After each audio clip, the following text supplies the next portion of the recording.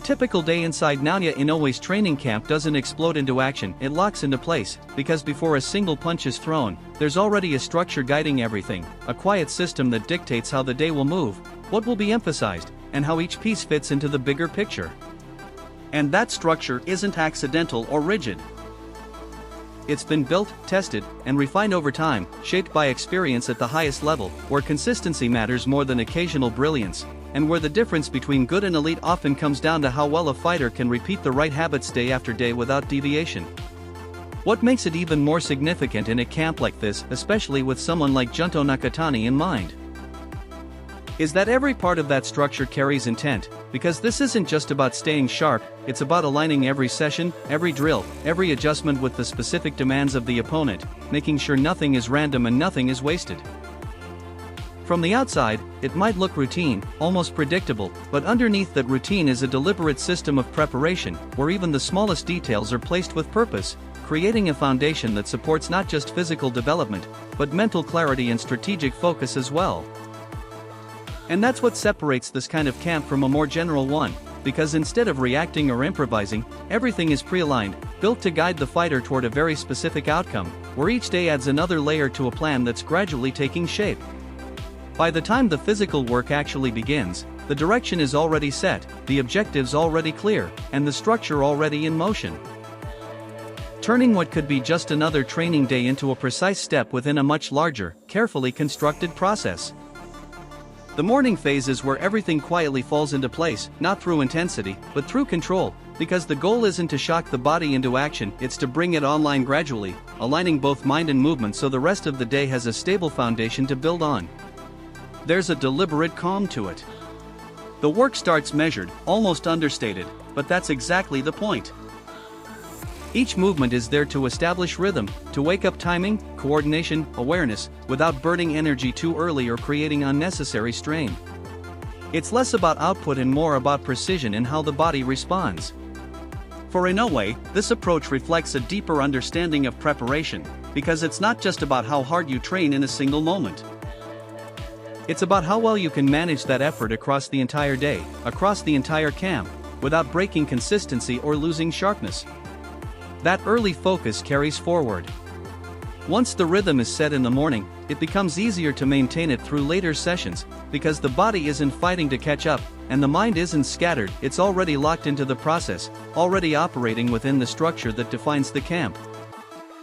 And that's where the real value lies, because instead of chasing intensity right away, Inoue builds into it, allowing each phase of the day to connect smoothly with the next, creating a flow where nothing feels forced and everything feels sustainable and repeatable.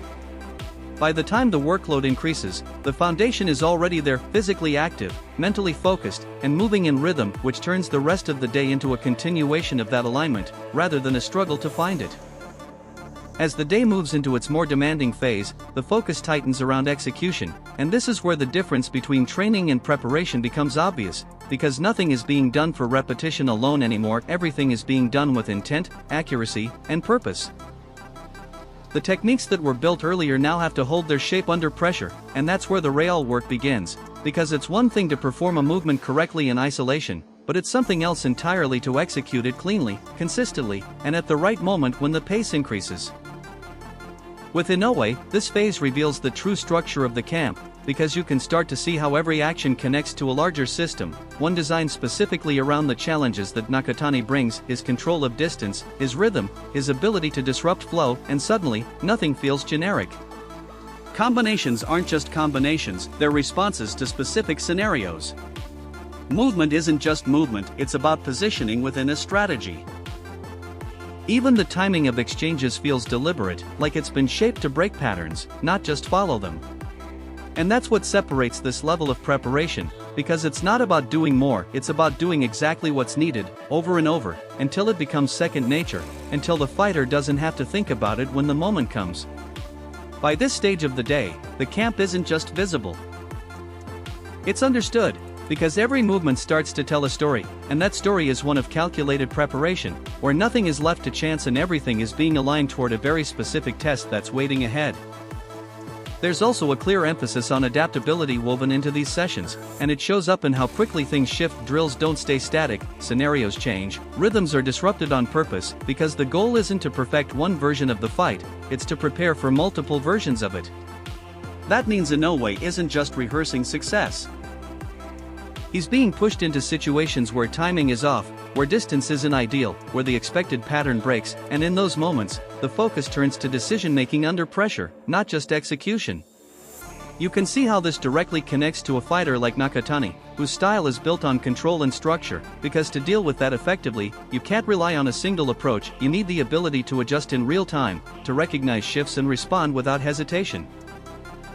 So the training becomes less about fixed sequences and more about controlled unpredictability, where the foundation stays the same, but the circumstances around it keep changing, forcing reactions to stay sharp and instincts to stay active. And that's where this level of preparation stands out, because adaptability isn't treated as a backup plan, it's built into the system itself, developed through repetition in varied conditions until it becomes something the fighter can rely on instinctively. By the time these sessions are complete, Inoue isn't just prepared for what he expects to happen, he's prepared for what he doesn't expect, and at the highest level, that ability to adjust on the fly is often what separates a good performance from a decisive one. Midday introduces a different kind of discipline, because instead of pushing forward, the focus deliberately pulls back, shifting from output to recovery, from execution to reflection, and that shift is just as important as any hard session. Physically, it's about allowing the body to reset, reducing fatigue, preserving sharpness, and making sure the work done earlier actually translates into progress instead of breakdown. But mentally, the process doesn't slow down at all. This is where analysis comes in, reviewing what worked, what felt off, what needs subtle adjustment, without the pressure of immediate execution. For Inoue, this balance is critical, because high-level preparation isn't about constant intensity, it's about managing intensity, knowing when to push and when to step back so that performance can be sustained across the entire camp without losing quality. There's also a clarity that comes with this phase. When the body isn't under strain, the mind can process more cleanly, allowing patterns to become clearer, decisions to feel more deliberate, and the overall strategy to settle into place without distraction. And that's what prevents burnout, not just physically, but mentally, because instead of forcing progress through non-stop effort, the camp creates space for recovery while still keeping the fighter fully engaged in the process. By the time the next session approaches, the body is refreshed, the mind is sharper, and everything feels more aligned, turning what might seem like downtime into a key part of maintaining consistency at the highest level. The afternoon sessions bring the physical work back in, but with a much narrower lens, because by this point it's no longer about running through everything, it's about isolating what matters most and refining it until it holds up without effort. Instead of full sequences, the focus shifts to specific moments within those sequences, a particular entry, a defensive reaction, the timing of a counter, the positioning after an exchange. And those moments are repeated, adjusted, and sharpened until they feel completely natural. For Inoue, this kind of targeted work is where real gains are made, because it allows him to go deeper into the details that can make the biggest difference against someone like Nakatani, ensuring that key elements aren't just practiced, but fully understood and consistently executed. There's also a sense of continuity here, because everything being refined in the afternoon connects directly to what was established earlier in the day, turning each session into a layer that builds on the last, rather than something separate or repetitive. And that's what makes this phase so effective. It's not about volume, it's about precision and focus, where even a small adjustment can have a meaningful impact when it's repeated and reinforced in the right way. By the end of it, those refined elements don't feel like isolated techniques anymore, they become part of a cohesive system, integrated into Inoue's overall approach, ready to show up instinctively when the fight demands it. As the day begins to wind down, the shift isn't abrupt, it's gradual and deliberate, moving away from physical output and into a more controlled mental space, where the priority becomes alignment rather than effort. The body starts to come off the intensity, but the mind stays engaged, now focused on reinforcing what's been done, reviewing key moments, revisiting strategy, and making sure everything from earlier sessions is understood, not just executed. It's less about adding anything new and more about solidifying clarity. For Inoue, this phase is where confidence is quietly built, not through hype, but through confirmation, going over the details, understanding the purpose behind each adjustment, and making sure there's no uncertainty left about how everything fits together. There's also a forward-looking element to it, because the day doesn't just end. It connects to the next one, ensuring that the rhythm of the camp stays intact, with each session feeding into the next without disruption or confusion. This transition plays a big role in maintaining balance, because it prevents the day from ending in fatigue or mental clutter, replacing that with a sense of control and readiness, where everything feels organized and intentional. By the time the day fully closes out, nothing feels rushed or unresolved.